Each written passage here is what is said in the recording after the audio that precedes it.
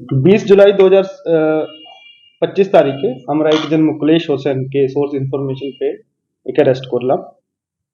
একে জিজ্ঞাসাবাদ করে জানা যায় যে ব্যাংক অ্যাকাউন্ট কালেক্ট করতো লোকজন থেকে ফ্রডুলেন্টলি, এ টাকা পয়সা দিয়ে বা না জানিয়ে অ্যাকাউন্ট বানাতো, অ্যাকাউন্ট ক্রিয়েট করতো এবং 3 জনকে ডিস্ট্রিবিউট করতো, যার নাম আছে সালামউদ্দিন আনসারি, কালামউদ্দিন আনসারি, নিয়াজ আনসারি।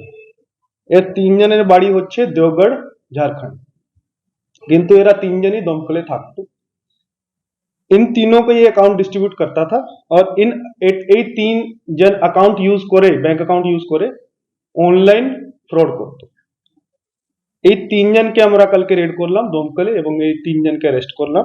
এর কাছ থেকে আমরা 100 এটিএম কার্ড, 60 পাসবুক, 5টা ফোন, প্রিন্টার এবং কম্পিউটার সিজ করলাম।